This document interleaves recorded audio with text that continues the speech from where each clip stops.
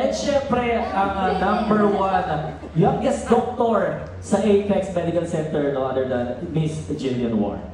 Okay, so medyo magiging mahaba yung sa akin. Iyak din ako. Una po sa lahat, thank you so much sa GMA, sa ganitong klaseng opportunity, sa creatives, sa writers, sa buong production team, and sa viewers. Thank you so much sa lahat ng support.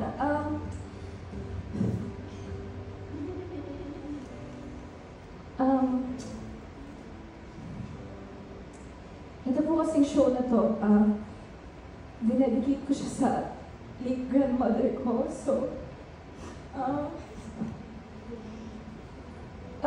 at first nung tinawagan po ako na para sa akin daw itong role na to, hindi pa po ako na-excite at all. Kasi sabi ko, batang Dr. Sinong manonood? Pero dahil po, nag-start yung taping sa mga kasama ko, sila yung nag-uplift sa akin, sila yung nagsasabi na, we believe in you, and sorry ako, and of course, si Direk LA. Ilang beses na rin po ako naiiyak sa set kasi nag-pressure ako sa sarili ko. Feeling ko hindi ko deserve yung ganito kagandang role, ganito kagandang show. Pero dahil sa mga ka-work ko, dahil kay Direk LA,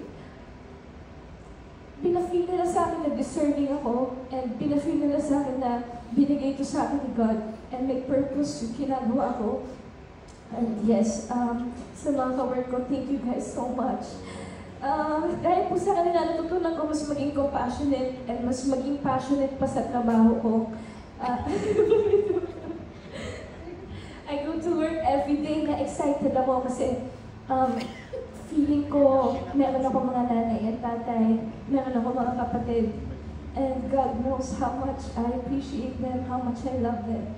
So thank you so much, and maraming salamat po sa lahat ng sumuporta.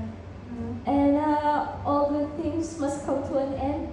And naniniwala po ako na kahit meron ng bagong chapter sa mga buhay namin, I will forever treasure this family. And hindi ko makakalimutan itong blessing na ito na binigay sa akin, God.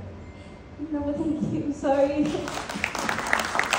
Once again, Jillian Warren and the cast